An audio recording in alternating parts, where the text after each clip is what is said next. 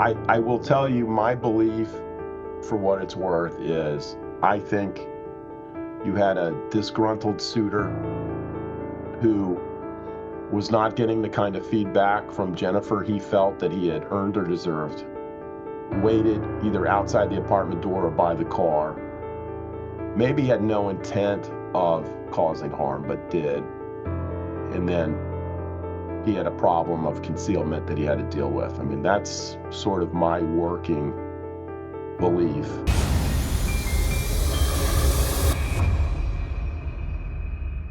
Hi, everybody, and welcome back to True Crime Unsolved. I'm Miles Reef, and I'm here as always with my friend Sean Cahill. This is the place where we tackle the stories that the TV networks won't touch. We're talking about unsolved homicides, missing persons cases, stories without an ending. Sean, what do we got going on today? Hey, Miles, we've got a really interesting interview today. This is going to be for the Jennifer Kesse case, guys. So you should already be in that playlist if you're watching this video. But if you haven't seen the case breakdown, it's the first video. Go check it out. It'll lay down everything you need to know about the disappearance of Jennifer Kesse and get you primed for this interview, which is with Paul Sisco. He's an attorney in Florida that was hired by Jennifer's parents in 2016 to assist with the case. Basically, at that point, the family had been waiting for this case to get solved for 10 years, basically. And they decided they wanted to get the police reports and the entire case file from Orlando PD. So enter Paul, an attorney who helped them navigate that. And they actually successfully did get the case files.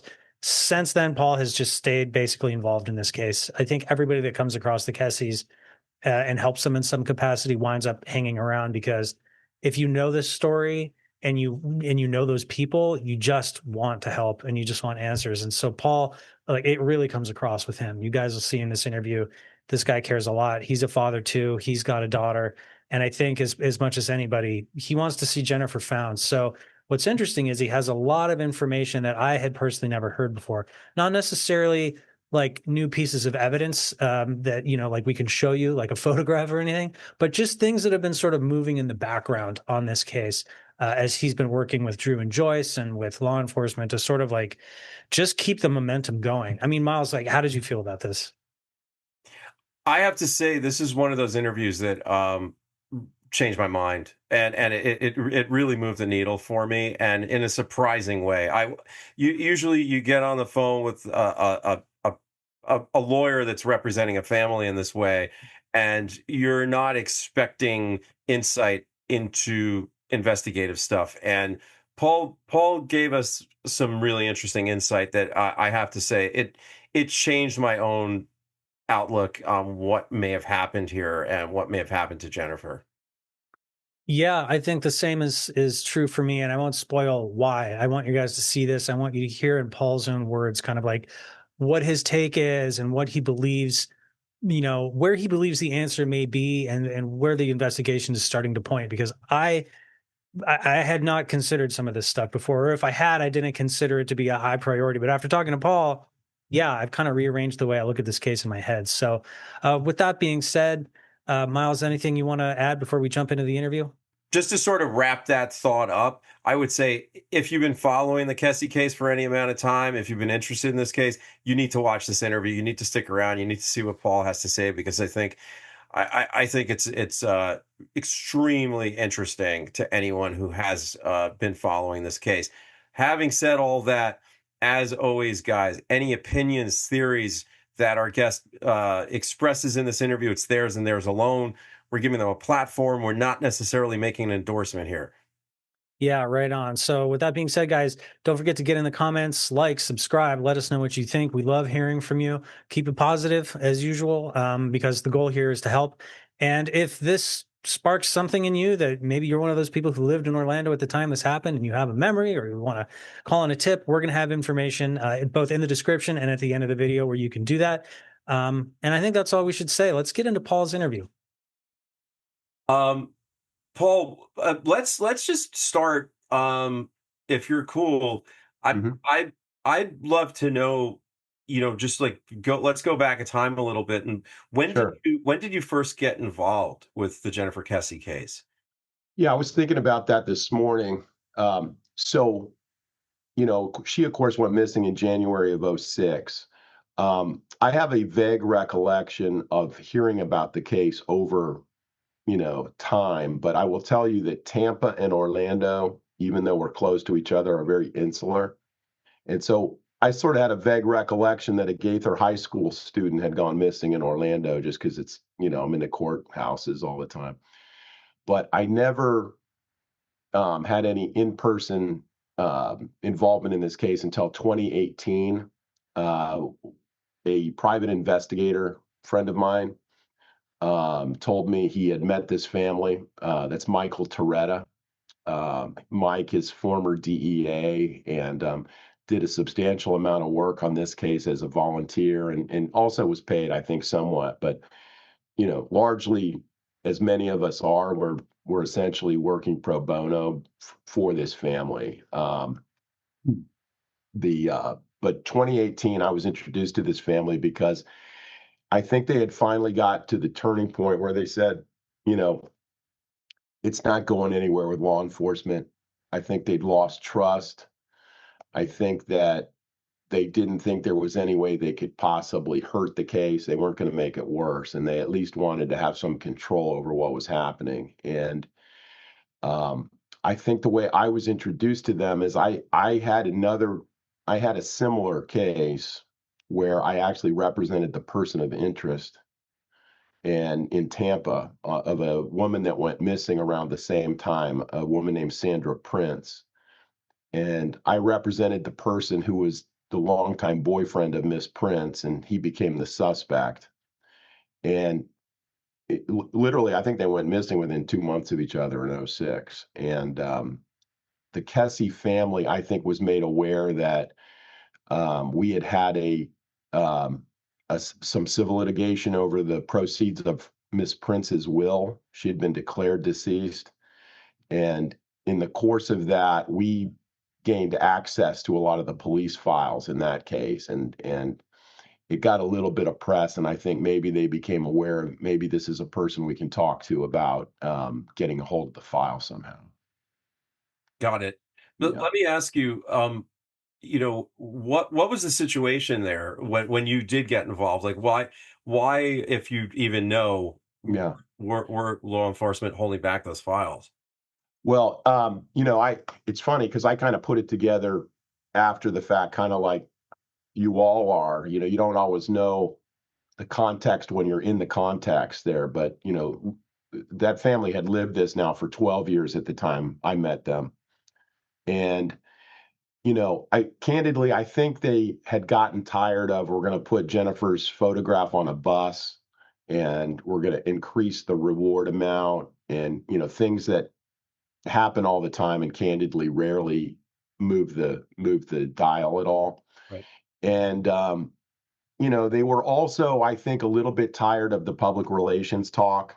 You know, um, was law enforcement really speaking to us, the family, or were they speaking to, the news cameras that were going to say, hey, this is now the 12th anniversary of her disappearance. What's going on? And they've never had any impure motive. It's always been, what moves the ball a little bit, even if it just moves us a couple degrees closer, that's what we want to do. And I'm not sure that's always been the case of everyone involved in the case, that at some point, and by the way, throughout this, guys, I've been almost entirely impressed by the people involved in this. There's certainly people that we could criticize over time, including law enforcement. I'm mostly impressed, with the human condition in this and the law enforcement, the way most of them went to bat and Jennifer's friends and certainly the family. And a lot of investigators and friends of mine, retired law enforcement that got involved in this. I've got nothing but positive things to say because they're not doing it for any other reason but to try to help these people. Yeah. Which is So, phenomenal. I think this yeah, is one of those cases too that's just it's such a difficult one that as time goes on, it gets easy for people to get agitated and point fingers and get, who did something wrong, who didn't do this, who didn't do that. But the yeah, fact of the matter is it sounds like a lot of really talented professionals have looked at this and it's yeah, just one of those cases. yeah. And it the other thing it has, guys, is it kind of happened on the cusp of the technological revolution in these cases. Mm. You know, if I was going to draw a line, this came along at, in 05, '06 was really a turning point technologically in cold cases because DNA changed significantly in terms of what we can learn, how we can process it. Um, Videography changed substantially, moving from analog into the digital world. Um, Everybody suddenly has a memorializer on their, walking in their pocket or in their hand, where this thing happened in 2016. There might have been what 20 or 30 phone videos of a suspect in this case. The beauty and the horror of this case is that it was right at that time where things were changing, and that also makes it so tempting that there's going to be something there that can move the ball technologically in this case. Right, right. And and we definitely want to get to that because I know that I've read some stuff that is that there is some hope there, right? As far as using modern technology to get into that surveillance footage and maybe try to enhance it or make something of it, right? Yeah, and I've made a point throughout this to try to be the lawyer and not Columbo, you know, but Right. it's hard not to be. How's that for an aged reference? But hey, what did he always do? He turned around. One more thing, right? Yeah, yeah, yeah, exactly. One more thing. Um, but so I've made a point of trying to not be the detective, but you can't not be for two reasons. A lot of my best friends are law enforcement and detectives, and they become my private investigators and they work with me on cases. And we sit at lunch and we talk about this case, and we're on drives on other cases and we talk about this case. And it just kind of eats at you. I talk to my family about this case, which doesn't happen often. And it my understanding is, we're just starting to understand the full universe of what evidence is there. Um, the impression I've always had is there was never really a quarterback on this case early. And, folks retire, um, they change, the file changes hands, um, and you lose the continuity that exists when one person has the case. There's no Harry Bosch on this case, to make another reference, but it's you just wish there was somebody, and candidly, that person's probably Drew Kesse. You know, Drew Kesse has probably logged as many hours of hunting for a conclusion to this case as most, foul play and or homicide detectives would in their career. I mean, he really has become one, and I don't just mean in an amateurish way, in a sophisticated and well-read way. He's sort of the quarterback. He enjoys, you know, and whatever keeps them motivated, we don't want to go through, but it's there.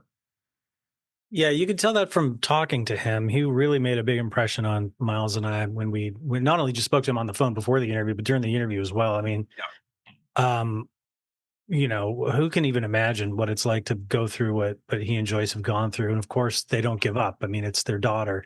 But yeah, Yeah, he's one of those guys that's like he's going to learn everything he needs to learn. He's going to do everything he needs to do. He's never going to stop. And yeah, just makes you want answers for them so badly, when you see how long yeah. it's been on and the resources they've put into it and the time. I mean, 2006, we all remember 2006. Most of us aren't worrying about anything that happened in our lives in 2006. But Right, stuck right. there, right? 19 years Correct, later. It's unbelievable. correct.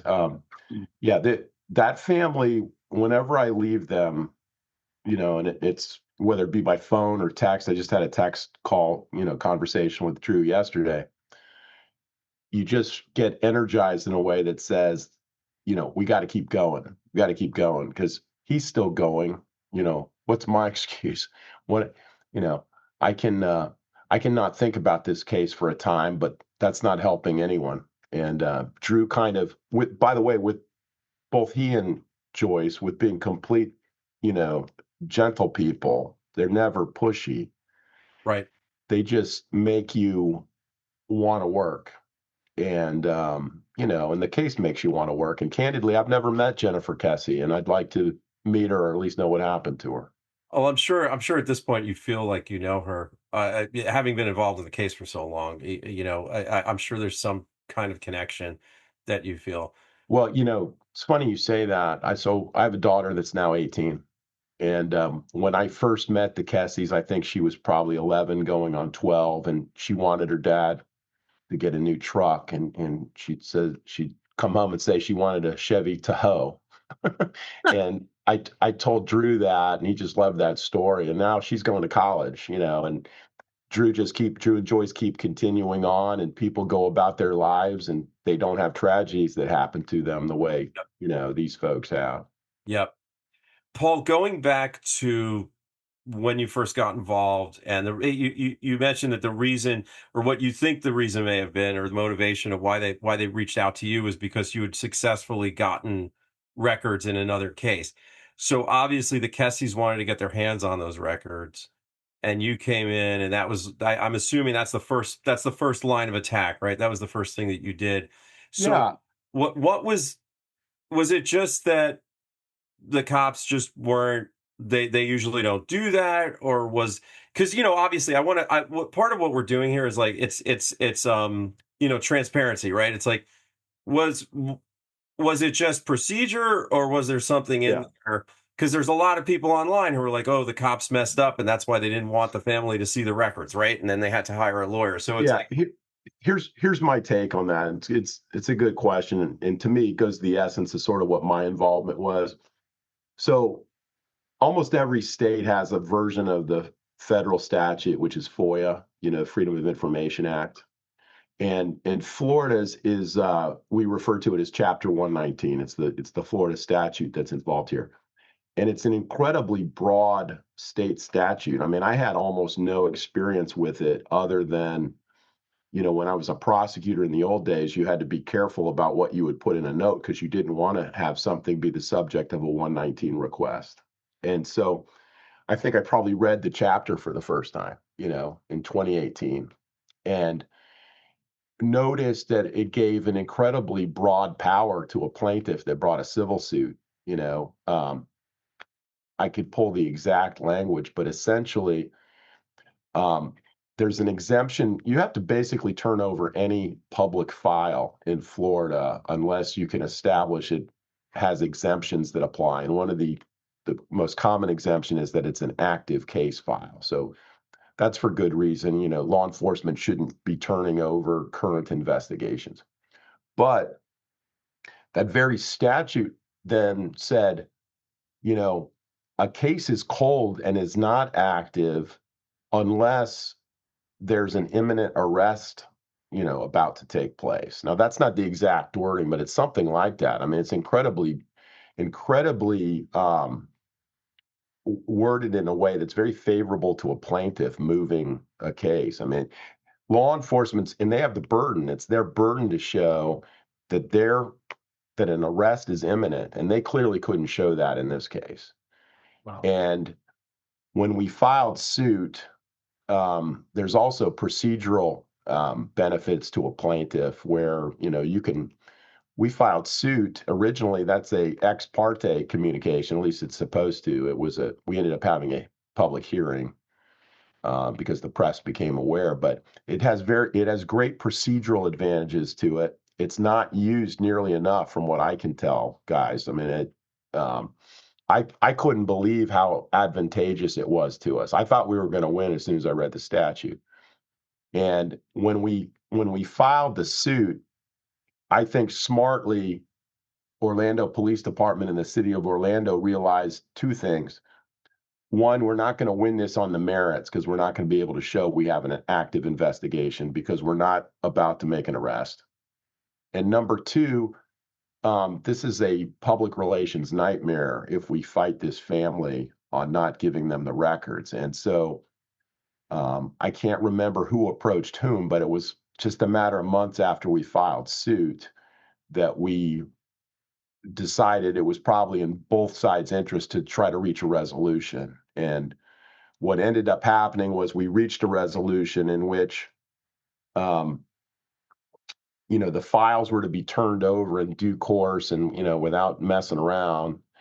Although we also acknowledged that was going to take some time because, they were in disarray from what we knew. They were all over the place from what we knew. And there are statutory redactions that have to take place for confidentiality. I mean, they could be subject to criminal penalty if they didn't do that. And so ultimately, we got the files. The family, I think, paid $18,000 for the statutory um, copying cost, but mostly what that paid for was they put a dedicated person on the file for 2 days a week to pull the records and make redactions. So essentially, that 18 grand was not so much copying cost as it was a third of a salary for a city employee, I think, for that time period. So that's what I was going to ask. So the timeline must have been at months, right? I mean, if you're spending that much money. Yeah. So yes, and I don't, I somewhere I could probably pull the time records. They gave them to us. I do think that they dealt with us in good faith in terms of trying to turn it over.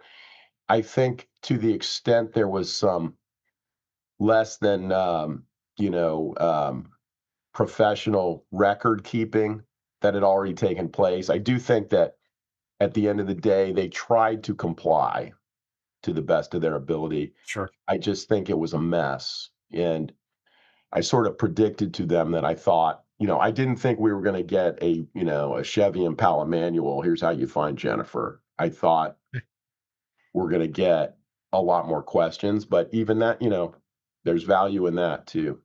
Let's talk about it a little bit. So, what was the hope, I guess, from the Kesse family as far as what might be in there? And then what did you guys see? I mean, this must have been a big moment, right? There's so much mystery around this case, wondering what exactly the police had and what they knew must have been Yeah, urgent. this is like, I keep making references to the 60s and 70s. So sooner or later you're going to go knock it off, boomer. But but but I keep thinking when I got these files of what it was like when Keith Richards first discovered heroin, you know, because you could sit, whether it be at work or at home, you could sit and go through file after file, rabbit hole after rabbit hole, and you both had the feeling that this is someone's life. This is very clearly someone's life, and I know this family, but it also had, the factor of being one of the best sort of written real life novels you've ever seen. I mean, and also a certain tragedy about, God, why didn't they do this? Mm. Why didn't they do that? And so there's a lot of second guessers. Um, but you know, more of that to me went into the bureaucracy of sort of assigning who at Orlando is going to do this case. Who's getting assigned to this ever growing cold case. It's got a lot of press on it. Um, there were some guys that were and women that were just dogs on this case. I mean, that worked it hard. I mean, a gentleman named Joel Wright, who has passed, was, I mean, he lived this case, and he caught, for whatever reason, he caught some bad, I don't know whether it was press or whatever it was, and he never let it bother him. All that guy did was work, and all he ever wanted to do was help the Kesses in this thing, and I can see it in the files. There's other sort of folklore in this case that early detectives in this case told Drew something to the effect of, "Don't worry, we'll find her after the first hunting season." Yeah, yeah, he told us that, I think. Heard that. Yeah. And you can imagine how that stings, but what's probably been 18 years since that statement was made, and Joel and Drew will bring that up within the first half hour of any discussion on this case. I mean, just Yeah. you know, you kn- I can't imagine why that would be said, or the tone with which it would be said, but that's the kind of thing Drew Kesse will remember. Well, Yeah. what father wouldn't? I mean, that's not, I Right. mean, even if that's how they feel, I understand it's a job that can jade you and there's a cynicism Yeah. that comes, from doing that work. I would never say that to a parent who's hoping for not only their kid to turn up alive, but at least if that news has to come, to be delivered a little bit more tactfully, right? Yeah. I Well, didn't get the feeling that. yeah. Sorry, but I didn't get the feeling that the Kesses were people who were coming at the police in an adversarial or inappropriate manner. Where Right. look, we've dealt with other families like and sometimes in their own words they say like, hey, I had to pull back, or I had to get Yeah. an advocate because I was calling them too much and I was being really Yeah. aggressive. And I didn't get the feeling that they were those folks. No, no. In fact, and I made that clear to them too early on. There are, news channels and such in Orlando, and there are people that wanted to press upon them. Law enforcement dropped the ball, and so on. That's never been our tact. Right. You know, I was a former prosecutor. I work with law enforcement is what I do. I interact with those folks. They have a job to do on the prosecution side. I do defense work now, but I did their job for a long time. And, like in any criminal or civil case or anything in litigation, you got to understand what everybody's motivation is here, and get to a resolution and move the ball.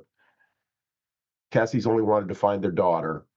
Law enforcement, to be cynical is more complex than that. It's to find the Kesse's daughter, but it's also to keep egg off their face. It's to look good in the public eye. It's to get the existing chief reelected potentially, or reconfirmed. There's a lot of political considerations, and then there's a lot of detectives that are going to have to do some CYA going back. Why didn't you do this? Why didn't you do that? And the motives start getting less and less pure, and you just kind of got to be able to say to the other side, look, we're not out to make anybody look bad. We want to move the ball, and we want these files. And ultimately that happened. I think that prevailed. You got to develop a little bit of trust with them, and I think we got to the right place. Got it. So basically you're saying that it wasn't necessarily, they weren't trying to hide anything. They were actually, still pursuing it and trying to make sure that like the narrative was correct. And they finally were like, hey, it's going to just make us look bad if we don't cooperate, so let's come to it. Yeah, I think so. I think so. And with one broad sort of exception, and I know the Kessies believe this to be true. Um, in 2012, so 6 years after the disappearance or more, um, they had been told that there was a detective or detective unit that was solely going to have this case assigned to them. Um, Probably with good reason. The family believes nothing really happened on that front at all. So they believe it lay dormant for about 6 years. Now that's unexcusable. Um, but up until that point, I do think in good faith they were doing everything they could to work on this case. Well, let me ask you something. As long as we're talking about it, and I don't want you to get the wrong idea because Sean and I are actually very pro law enforcement, and Yeah. obviously we talk to a lot of police and you know uh, prosecutors, and a lot of them have become our friends over the years. So I don't. It's it's sort of like a case by case basis for us. Sure. But you did mention when you were talking about going through those files and the narrative that was there, and that there were some things that could have been dealt with better. And I'm curious if you're at liberty to talk about that stuff. I think it would be really, really informative because I know there's some things that, from Sean and I just examining this in our own kind of armchair detective way, there's definitely some things that stand out that obviously now seem like something that's being pursued, but back then if it had been tackled right away, maybe Hmm. there would have been an answer sooner. So if I was sort of doing a autopsy on the case file after the fact, and looking back, um, a couple things made this case unique. One is the Kesse family, and I've seen missing persons cases over the decades, and as you all know, 99% of them is the person went to a movie and didn't tell somebody, or there's something innocuous about it. But this family knew immediately because of their daughter's habits and her lifestyle that something extreme happened because she didn't at least call somebody, and they were on it. And so, it's trite, but the first 24, 48 hours are just so golden. And they were gone. They were gone. And then in addition to them being gone, you had this incredible Petri dish that if I was mixing up, if I was writing a fictional novel, a foul play novel, um, that condominium complex had about everything you would not want to ensure the safety of your daughter, unfortunately. You had an incredible number of subcontractors living on the property. You had an alleged secured gated community that had anything but a secure gate. You had people coming in and out. It wasn't operational yet. You had a history of what you can tell from the file and from our later investigation. You had a history of sort of catcalling and harassing of female tenants, as well as just folks that would come onto the property. Documented, complaints being made. Doesn't appear to have been a lot that was done with them. And then you had people that would emerge as pretty good suspects in the case. They would take a polygraph, allegedly pass the polygraph, and then they'd be scratched off the list like there's no possibility that they're involved. And polygraphs are powerful tools in a lot of ways, but they're not, particularly then, they're not foolproof. And we scratched people off the suspect list real early. And when I say we, collectively, law enforcement, on that early on. The other thing is, and this is probably even the bigger problem. There's a lot of well-meaning charities and statutes out there, where they wish to keep people with tips anonymous and so on. And so they gather, Crime Stoppers or whatever it is. And I don't know about that entity in particular. But their confidentiality rules end up in some ways making it difficult for law enforcement, because the entity has to stick to its confidentiality. And so it's not particularly well documented when 3 calls come in February of 2006, say, and they have credible leads, or at least there's 1 or 2 credible leads. And there's the one consistency I found, guys, factually in this case, is that a witness down the road years later will say, I called the tip line and I never heard back from them. I called this person and reported this story, and you hear what their original story was and when they reported it, and you're like, oh my God, that was a potential case changer. And, you're always dealing with the percentage reality, which is 9 out of every 10 tips are crap. 9 out of 10 are maybe a psychic or somebody had a dream that's telling them where Jennifer is. Right.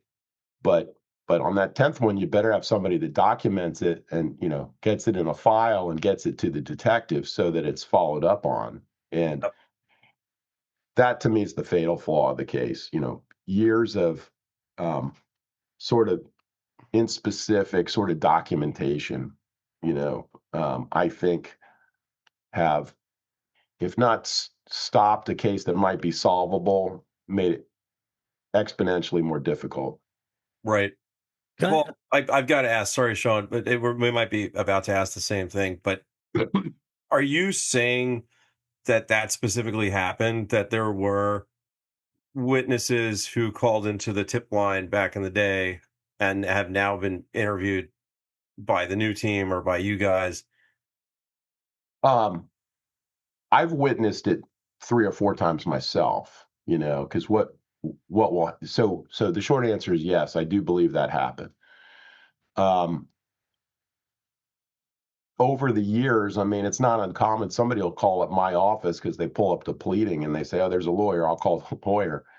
And, maybe my office manager says, hey, there's a gentleman who says he's psychic and he knows where Jennifer's at. And, we'll pass that on. We document it, pass it on. But occasionally, and when I say occasionally, a couple times a year, I'll get a credible, what I believe at least is something needs to be pursued or followed up on to eliminate, see if it's crazy. That's happening to me a couple times a year. So I can imagine when I hear them say, I called the tip line and it's multiple times and I never heard back, I think that happened a substantial number of times. I've got 2 questions there. So the first one would be, because, part of our thing here is hoping that in resurfacing this case, we can get new tips. Mm-hmm. Where should people be taking this now to avoid that mistake happening again, right? Like, where's the best place if someone sees this and has information? Drew has historically said you can go to jenniferkesse.com, I believe it is, online and get a hold of him. You can call him directly. FDLE now has a number. The other question I had for you, because you've poured over these case files and it seems like you've just had a lot of exposure since you've gotten involved in this, to possible leads, to more information than obviously is on, like, the Wikipedia that the general public probably knows. In your gut, I mean, where do you think the answer it would lie here? Like, sometimes you see these cold cases get solved when DNA comes into the picture, or a particular video that was, not turned up before becomes live, or or a random tip comes in. Like, what's your gut tell you is the missing piece? Well, instinctively, I think that criminals act in pattern behavior, and I don't think they act in isolation. And I'm particularly interested in this case by individuals that lived there at the time that had similar violent episodes, particularly against females of that age. Maybe sexual in nature, probably sexual in nature. I do believe that it would be foolhardy to put too much stock that it's somebody under 20 or older than 40 even. I think it's going to be somebody that was a potential suitor of Miss Kesse, or wanted to be, or saw her on a daily basis. As a person who might have acted alone initially but needed some help in order to cover it up. I To that end, I can give you two examples of leads that developed that I thought had some merit, that are instructive. At one point, I think it was 2019, they searched a lake, um, and that was based on a tip that was made again to the anonymous tip line from a woman, I believe from England, who was staying with a friend, and she was looking at a lake in Ocoee, which is close by to where Jennifer went missing. And she saw a pickup truck back up to the lake one early morning, fairly desolate area, and saw this gentleman get out with what she believed to be a carpet, and then walked up to his knees and dropped it in the lake. Um, I, I don't have the date in front of me, but I want to say I think she said that happened sometime in late '07 or '06. I'm not sure, but certainly suspicious enough that might not be Miss Kesse in that rug, but it might be somebody else that was involved in foul play. And as a result of that tip, and by the way, she said, I made this report. Nobody ever called me back again. I never heard anything about it. She called one of the tip lines. As a result of that, the Kesses cobbled together funds to pay for a canine search team that I believe came out of the Carolinas. And those dogs, I was there that day, they hit on the exact, without knowing, they hit on the exact area where the woman said the rug went in. This is the other factor in this case. So I immediately, when that happens, I don't, to the statement, I don't want to be Columbo. I also don't want to be arrested for obstruction of justice. Okay, so the moment a lead like that comes through, I want to make sure law enforcement is notified, and then they come in and try to search for the body rather than the lawyer and a couple guys that he can Getting cobble your together. snorkel gear on and getting it. Yeah, Right. Yeah. But as a result of that, we did, we've got some connections. We called some people, and the Orange County Sheriff's Office did get out there, and they got their dive teams out there, and they gave it a good several days, a lot of news coverage, and came up with a big zero. And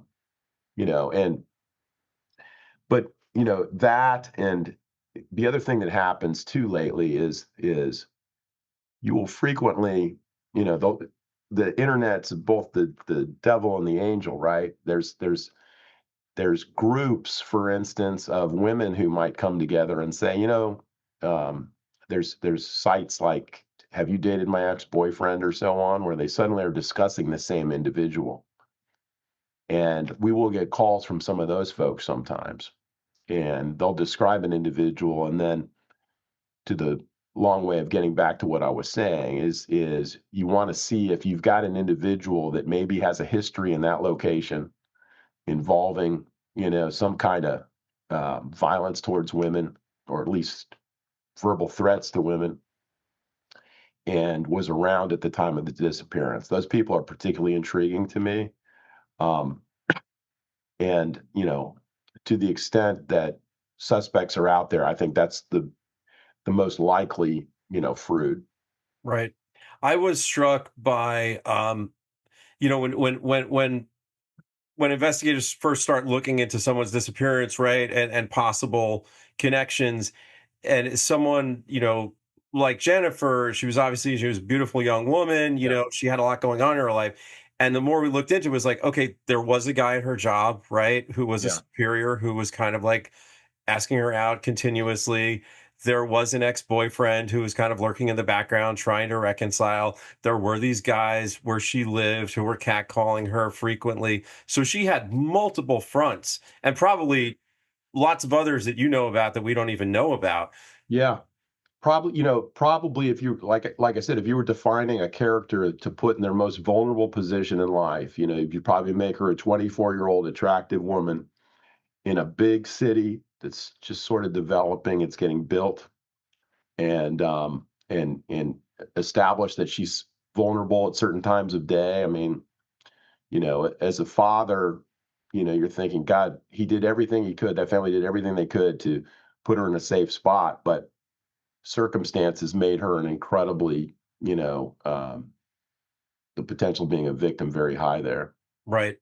The folks that were on, the sort of people of interest list in the beginning, from your going over those files, did you feel like, everything was done to really clear them, that the hard work was done, and that the folks that were looked at were innocent, or are there still some question marks out there? No, guys, I have nothing but question marks. Honestly, I've got a lot of question marks.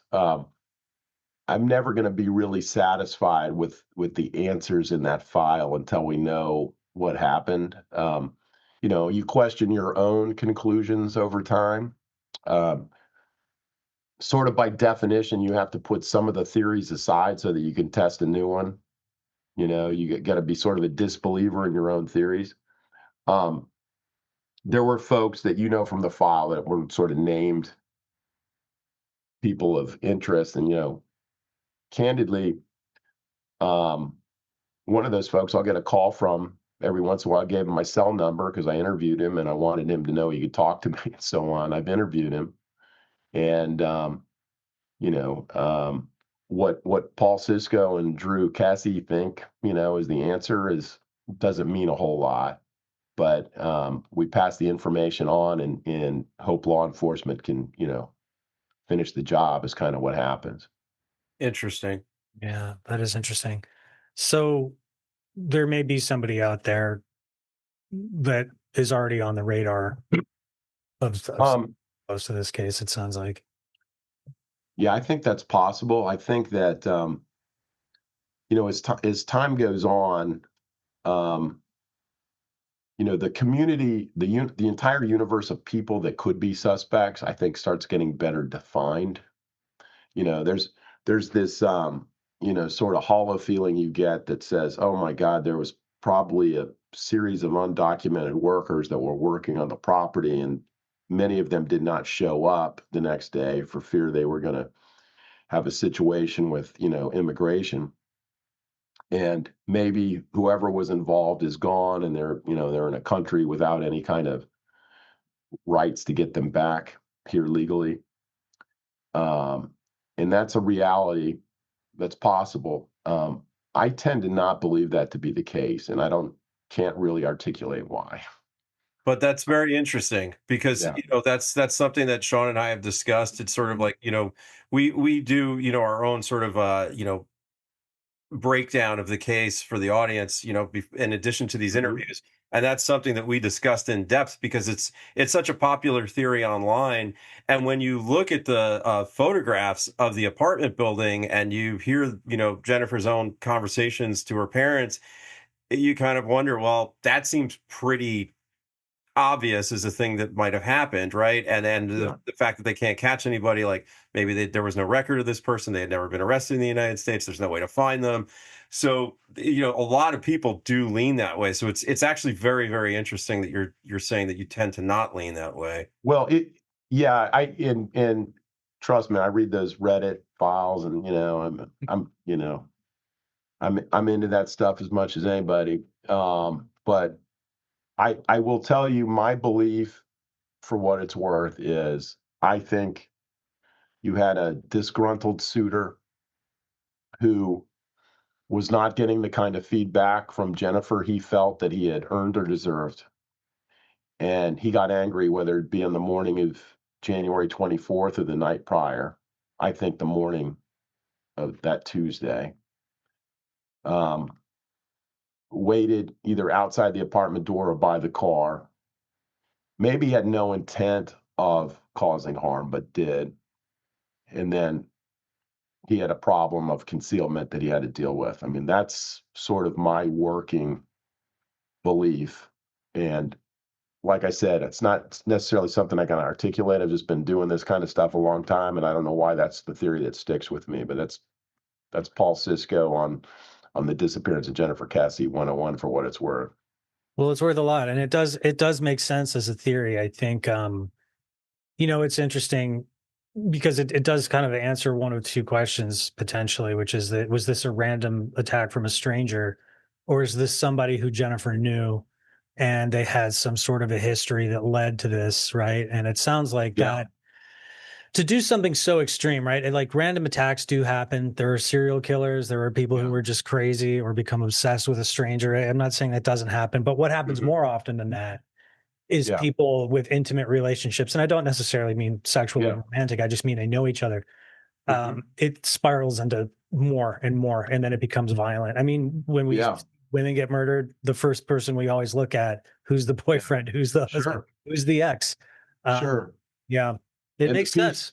the piece there that you kind of pick the more credible pieces of evidence here and there. And there's this elderly couple that was on their way to cancer treatments that morning that see a vehicle coming out of the complex around the time this would have happened in the morning.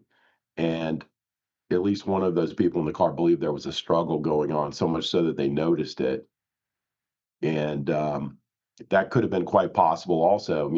We've been told by all accounts, and I believe from what I know of Jennifer, she would have fought valiantly.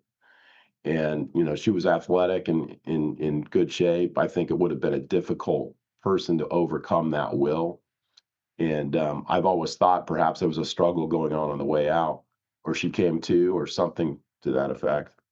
Did and obviously you don't have to answer any questions that we ask you, but was that eyewitness account, did they give a description of the car? Yeah, and I'm going by recollection. My recollection was the car was consistent with Jennifer's vehicle. Mm. Now, with that said, it was a dark colored sedan in Florida in 2006, which is about 80% of every car on the road, you know. Sure, sure, sure, Right, sure. right. It's a But pretty it wasn't nondescript. like a white SUV or Right, right. It was not unique. It was dark, from what I recall, like Jennifer's vehicle. Um, Sort of a small foreign sedan. The interesting thing about Jennifer not turning up for 19 years is like going with these theories of either, like you said, it could have been something that wasn't even intended to go south, but it did go south, or Mhm. even just a stranger attacking her in her own car in the morning time. Where did they put her? In the middle of town, in the middle of a city. That's one of the most frustrating things to try to figure out. I mean, and there's a lot of water obviously in Florida. I think Yeah. the searches there probably make a lot of sense, but it's really hard to wrap your mind around the fact that some young woman could just leave her apartment to go to work in broad daylight or close to it, right? Yeah, this case is tantalizing for a lot of those reasons, that and just the uncanny sort of nature of the guy being behind the bar of a fence every time, Mhm. you Well, know. those photographs, I mean, Sean and I have had conversations about how, like, this case probably wouldn't have the attention and the fascination that it does if it wasn't for that crazy evidence, because Yeah. just the sheer luck of the Yeah. timing of that walk, right? Because like you said, you were talking about the technology. If they had started that walk, a second earlier, they would have actually been in frame for Yeah. Right. one of those three shots. But Right. instead, they're out of it. Uh, And and to that point too, guys, and I can nerd out on the technology a little bit too, but I read crime novels. Mike Conley, who's a local guy, writes a lot of bestsellers, wrote Lincoln Lawyer and so on. In his most recent book, um, it's fairly accepted science, or it's becoming accepted science, that when you see I'm going to turn to the right, when you see the profile of someone's head, the ear and the internal shapes, according to AI and some of the recent data studies, are as unique as a fingerprint. And the first thing that happens when I read that in a book is I go, God, was his ear visible? Could you see the ears? And then you think, well, you got to have knowns to compare it to, even if you have that. But, you know, technology marches on, guys. And I take a great deal of consolation and a certain satisfaction in the fact that I think there's a guy that looks up at the ceiling in his room every night and wonders if they're getting closer to nailing me. Absolutely. Yeah. And Absolutely. Can we talk a little bit about AI sure.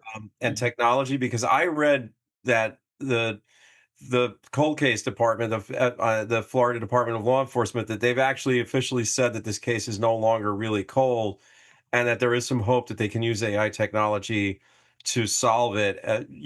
Looking at those frames and enhancing stuff. So, what's your take on that? Well, I'm fascinated by that possibility. Um, AI does what it does to most people, to me, which is it concerns me and it impresses me at the same time. Because at the end of the day, you've got humans that are deciding the criteria. Um, but listen, I like optimism. I like people that think they're going to solve a problem. And you know, the, the old adage of the guy who thinks he can do it and the person who thinks he can't, they're both right. You know, I want the guy who's with, or the person, whoever it is, in this case, Jen Spears from FDLE. I hope she can put this together. She and her partner, by the way, I think are working hard on this. So it's interesting you mentioned Jen, because when we've spoken to her a couple of times, and she was super enthusiastic to get on camera with us, and then she told us that actually right now she's not being allowed to, and even us, going to the to the public information officer and everything, like it wasn't going to help. So that made us think, like, hey, maybe things are really cooking, and this is like the right time for this case. Well, I hope you're right. I mean, I was just thinking to myself, that frequently happens, as you guys know, with law enforcement or bureaucracy. There's the chief gets informed or somebody, and they get cold feet. Um, Yeah, Yeah. that definitely. It could be anything, but yeah, she seemed high enough up and yeah, experienced enough that if she really wanted to do it, she could have. So yeah, we and like I said, she was like inviting us. What's that organization that she's the head of? She was like, you guys should come and like Yeah. talk. And Yeah. so and then it literally went cold. Uh, yeah, so we were wondering, like, hey, maybe something's actually happening, and they don't want to, yeah. you know. I will tell you this, guys, and look, I respect anybody looking at this file and trying to summarize it and then dive in a little bit all these years later, because to do it over 1 year is hard enough, but to do it over 18 or 19, there's a lot of work to do here. But I will tell you that there was a group, I don't know if you know this, a group of, like, I don't know, 12 or 15 retired law enforcement folks that, that they called themselves the Red Team. And they all had, one of these USB files with the Kesse 16,000 pages or whatever it was. And we would have a meeting once or twice a month. And a lot of good ideas came out of that. And none of those people knew AI. okay, or could spell it. Right. Okay. But they that group had burned a lot of shoes, going door to door and doing it the old elbow grease way. Right. And maybe it's self-preservation, but I still think that's the way you solve one of these things. I mean, you use the tools when you've got them, but find the credible witnesses, start putting those pieces together, and then retest whatever evidence you have DNA wise, fingerprint wise, put somebody there that said they weren't there, and that's not the person necessarily, but go to that person, ask them why they lied, find out, get them to take the fifth in a deposition, and you're onto something, you know. Right. Um, there's Going just back to the sure, photographs, Paul, could do yeah, you we go back to the photographs for a second? sure, Sean, correct me if I'm wrong, or Paul, you would know better than either of us, but it seems like, because obviously there were multiple agencies involved in this case over the years, and it kind of got pushed around, and nobody could come to an agreement on what they did see in those frames, right? Which we were kind of blown away by. Like, why couldn't there be like a specific metric of how you could at least say, like, this is how tall this person probably is, or is it a male or female? But they nobody could agree on any of it.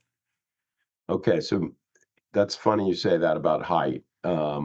That Sandra Prince case, that was the same thing I would say over and over again: is why can't you tell me exactly how tall this person is? There was ATM footage in that one, and it turns into complex calculus at that point to them, and seems like basic math to me. Um, I've been out to that exact location within the last 3 months, and the camera slot is exactly where the camera had to be, and the sidewalk hadn't gotten any taller or shorter, and that fence is still there. And even if you had to take, get 30 of your officers and get me somebody from 5'2" to 6'4", 6'6", every quarter inch, and walk them by there. And when you meet that height, you tell me how tall that person is. I mean, um, it's astounding to me that there's disagreement on that. They've got that person so short, I think, that it's not even believable to me. I think they had him at 5'4", her at 5'4". That struck me as small, and it also, after being out there, it struck me as just inferentially wrong. I'm about 6 feet. I felt like I was hitting the fence right about the same place that guy was. Yeah. That's Also, really maybe interesting. Oh, go ahead. slightly worth. Sorry. Sorry, I was going to say maybe slightly worth mentioning too is that I think Jennifer Kesse was 5'8", right? And Yeah, they had to yeah, fight that's her, right. not Yeah, that's right. somebody who was going to go gently. So when we No, start that's getting down right. to 5'2", 5'3" for the assailant, it's a little bit of a tougher. Not that that couldn't happen. Of course it could, Yeah, but I'm kind of inclined to believe what you're saying. I think that the person was probably at least of average height for a male. yeah. There were knowns. That shouldn't be. That's I got to believe somebody's probably even written an application on how to do that. Right. Right. Exactly. And it's interesting because the 5'4" male, dark hair, Yeah, really feeds into the itinerant worker with no right, identity living in the unoccupied apartment thing, right? And Sean have right, actually we've talked about that. It's like, okay, if you're profiling and like that's right. what you're telling us, then that all adds up, right? Yes, Which is interesting because that's such a narrative online with so many amateur sleuths and people in these forums and everything. right, right. Yeah, that's an important one, and you know, even hairstyles, you know, they change, but I'd love to see the DMV files on some of the suspects around that time, just for comparison purposes. I I got to believe those comparisons have taken place, but you can't be certain in this case. Right. Right. Even having gone through those thousands of pages of files, you still can't be certain what's happened. No, you can't take a single thing for granted in this case. And I'm all for retesting it. And if you really want to get the Kessies hot, tell them we're putting a new set of eyes on this, because that's the phrase you hear over and over again, and it's what you want, but it's also you can see why that drives them crazy, because you wanted the first eyes on it to be really good and moving the ball, and some cases don't get solved.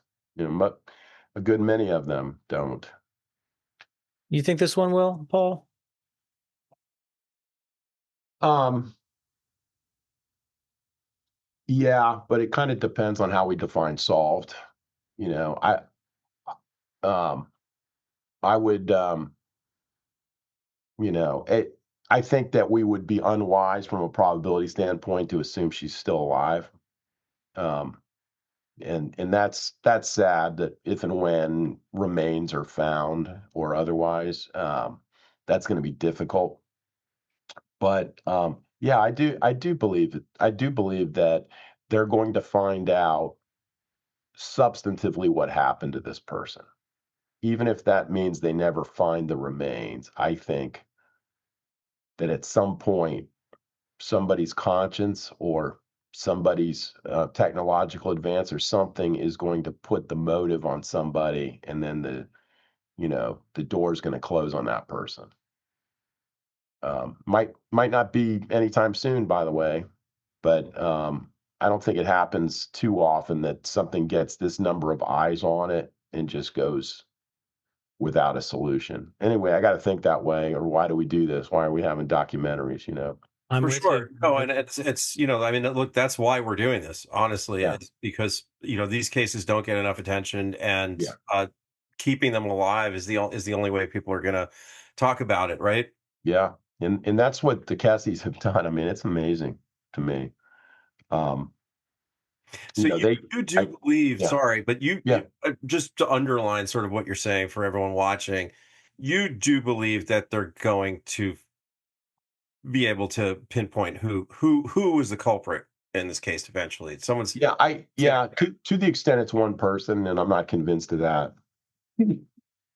I think that there's one primary bad actor, and then it strikes me that there would have been some help needed to conceal um, Jennifer's person if, in fact, it went down with foul play. Um, Abettors of some kind, even if they didn't know the extent or how it went down. I think there's probably one bad actor, but I also think it would have been incredibly difficult for a struggle to have taken place within the time frame that that car went to the other apartment complex, and the person was not only eliminated in terms of a threat to the person, but then concealed from everyone else. Um, that would be a very difficult thing for one person to do 50 years ago, let alone 20. Um, Even the moving of the cars around. I mean, we don't know like what that person's driving situation was, if they drove themselves, if they took a bus. But the car was found, I think, about a mile away, right, right. from Jennifer's condo. And so did that person attack her in her car, dispose of her, park it there, and then walk back? Or did someone pick him up? Did somebody help? Like, it just opens up this can of worms that you Yeah. could drive yourself crazy trying to figure out the logistics on that. But it is unusual and it's worth noting, I think. Yeah. And They took it her plays into car. my theory too, that the bad actor, suddenly found themselves with the person's car and had to get it away from the complex, at least a short distance. Um, whether that person arrived by car or walked, which I think is possible.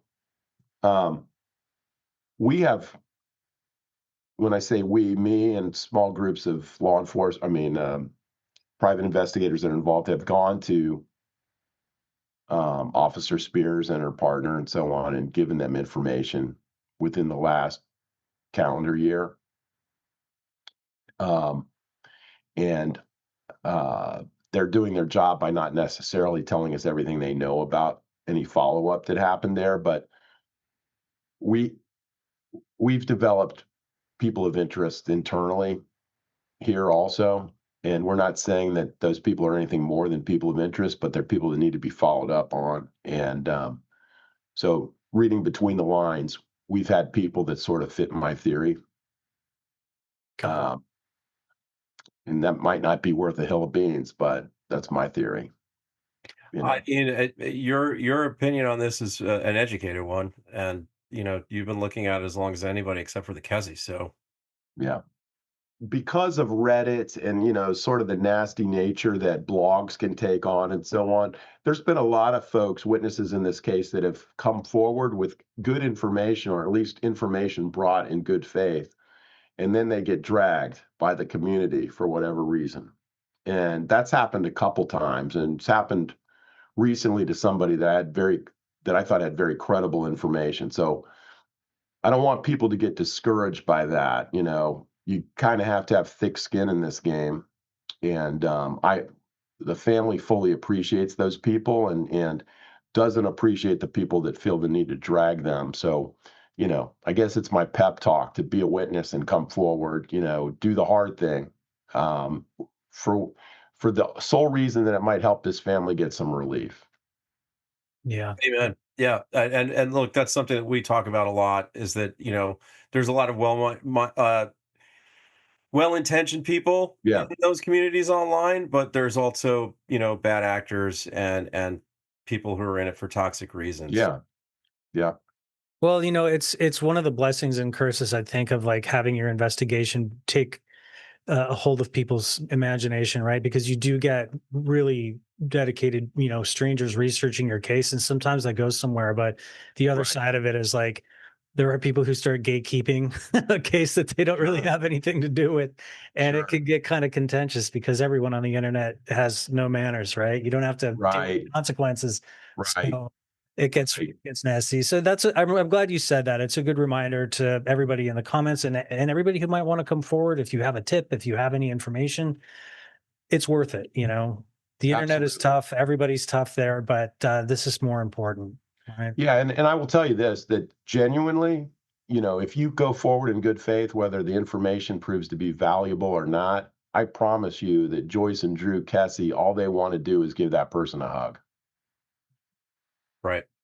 And it's like you were saying, Sean, the internet's tough, but it's not a real place. Whereas real Right. life is what matters. So Yep. I'm fully prepared once we launch this project to be completely burned in the comments every day. Well, um, yeah, but you're right. It's not a realistic world. In fact, it skews crazy. The crazy guy's the guy who wants to write the comment. Right. And excuse crazy. And it's also the person that if you pass them in the street, they would 99% of the time, they would probably not say anything to you. But Right, uh, right. well, Paul, this was great. Thank you so much for taking the time to talk to us. And Yeah, please, if anything comes up and you want to talk again, so part of this project is that Sean and I want to keep these cases open. So we're just yeah, thanks. adding videos as things come up. Uh, Yeah, so we're happy to talk to you again, or if there's sure. anybody you think we should talk to. Uh, Yeah, and if you guys get in post and you need sound or something or weird, just call me up. You have my cell number, I think. Yeah, we That's what do. you got Yeah. me on. do Call me anytime or text me and say, hey, you got 5, 10 minutes, whatever. I'll call you. Paul, Amazing. you're the man. Thank you so much. It was Thanks, really, guys. really nice to talk to you. Yeah. Wish it Thanks was for about the a more time. pleasant subject. Maybe next time. Hey, listen, man. It's fortunately we're involved, but it's not our kid. But you get all you can do is sympathize with them and empathize. So Well, I think everybody here has their best interest at heart, yeah, and wants answers for that family. So yeah. we are united on that. Agreed. Thanks, fellas. All right, my friend. We'll talk later. Okay. Thank you, Paul. Great to meet Bye. you. Fascinating, huh? Because I have to say, everybody who's watching this has probably watched our case breakdown. And I know that we did kind of lean towards the worker, short person walking behind the fence thing. And speaking of Paul now, my mind's kind of blown. I'm not going to lie. I was gonna say, I know, like the careful viewer will realize that in our other video, I said I thought it was a short man, and in this one, I'm leaning more towards average height. I have changed my mind on that a little bit because during the editing of those breakdowns and everything, I watched that video so many times, and I'm like, maybe my first instinct was short, but the more I've looked at it, the more I'm like, maybe not. I don't think I wouldn't say that's like an NBA player, but I don't necessarily lean towards tiny individual anymore. But that's one of the craziest things about this case, right? It's like we're even at odds with our own opinion now over that. It's Right. like no one agrees. No one knows what they're looking at on that video. And it seems like it should be the simplest thing. Well, it's very interesting that Paul said that, nobody's gone out there and gotten, 6 guys of different varying heights between a quarter of an inch or, whatever, and had them walk through, and you would think if you were really hitting this case hard that would be, something that you would, right? Like, that's Well, it's just funny that you call him kind of like a earthy, down to earth guy, because I think that's what it is. It's like we've seen the AI video analysis and the NASA technicians, like everyone's looking at the video, but you would think someone would just go out there and take a picture, you know? Like I'd like to see what you look like, what I look like, what a couple different people right, look or like, and just you'd figure it out. stoop down, and then, you could probably do it with one person if you just kind of like, adjusted your height each time Yeah. you did it. Get But out I there. love that he actually went out there. He's gone out there multiple times from the sound of it, and he's actually done it. And my mind's changed, honestly, after speaking to him. Um, I have a very different view on what probably happened here, and I thought it was really interesting that when I asked specifically if the people who had been interviewed, who we knew were sort of people of interest, right, Mhm. who were in her background. I'm not going to go through the specifics of who was who here, but um, that he said nothing's off the table as far as I'm concerned in this case. So that could very well mean that someone that was interviewed, someone that we already know of, that was in her orbit, that was, a potential suitor, as Paul said, um, may be the culprit. Maybe responsible for Jennifer's disappearance and probable death. Yeah, I will say too, I agree with you. I think my takeaway has changed a little bit and enhanced after talking to Paul, because I think Paul gave us a sort of behind the scenes peek without giving too much away that would jeopardize the case at like what things are starting to point towards. And I have to say, not to be like the constant Scully to the molder of crazier theories, but I know we talked about aliens with Jennifer's parents and trafficking rings and her maybe being taken out of the country on like a cigarette boat to God knows where. I would not be surprised to see, and I'm not surprised to hear that it's a little bit closer to home, and that if this turns out to be the lead that actually solves this case, it would make sense. I mean, so often it is like just that Occam's razor of like, okay, let's look at the people in her life who wanted her and couldn't have her, you know? Absolutely. When again, I'm sort of reading the tea leaves. It sounds like that's more or less what Paul was saying. So I could be misinterpreting, but it seems like that's what I'm picking up from it. Well, and that Now, was very much a part of, Jennifer's life, right? As most beautiful young women who aren't married yet, don't have kids, because it doesn't always even stop. I mean, like my wife still gets, hit on, when I'm not with her. yeah, So, if a woman's attractive, that's going to happen. And like he said, she was like in that demographic where it's like the most vulnerable person, right? Like a young woman living on her own, early 20s, big city. That is the first place you're going to look in her life. And it makes total sense. I'm just, I really was sold on this sort of anonymous harassment, leads to assault yeah. I would thing. have bought that too. I mean, I think that that's not crazy. I think that stuff does happen. Sometimes the obsession is from someone who has like, what do they call it? I'm going to skip the word I'm searching for because it's too weird, but like an obsession from afar, right? Where they almost think they know you or they want you, but you've never even met them. I mean, celebrities get stalked. People have been killed by these people before. Like we've seen cases like that where it is a stranger who developed some fixation on somebody. So I honestly, until talking to Paul, that's where I was leaning to, Yeah. because I just think there was enough strangers around that building, and that you would think 19 years later, everyone in her life would have been cleared. But I guess that's kind of one of the things that comes with making assumptions about some of these cases is sometimes things like that don't actually happen, and nobody did talk to everybody and clear them, which is hard to believe, but it sounds like that may be the case. Right. But, not to take anything away from anybody watching this who's been following this case and has had opinion, has jumped into these forums and analyzed things because, you know, as I said during our interview with Paul, you look at the pictures of that building, you look at the circumstances that she was living under, the fact that there were people living in these apartments, untraceable people, maybe even speaking to that, it screams like, hey, this is probably what happened, right? And especially when you know that like there were folks who fit the normal, more common culprit demo, right? Where, like this, the ex-boyfriend who's been jilted, the guy at work who's harassing her, right? Those people had been cleared. So, if you're assuming that the cops did a good job, what's left, right? And from the sound of it, and again, I don't want to bash police. That's not what this show's about. But just it's, and I know Paul didn't want to either. I mean, he's a former prosecutor, but it does sound like from going through all these files that like nothing's off the table, including the people that were interviewed and cleared. Yeah, that's a really good point. It's so funny because as you're talking about the building and the workers that were there, which is like such a popular theory, I think I remember saying, and I'm sure I'll get roasted in the comments if this turns out not to be true, but I think I remember saying at some point during like our case breakdown that I've got this weird feeling of like, what if that is a red herring? And the problem with that whole theory is that so many of those guys didn't show up again and we'll never know who they were. And so you can't clear them.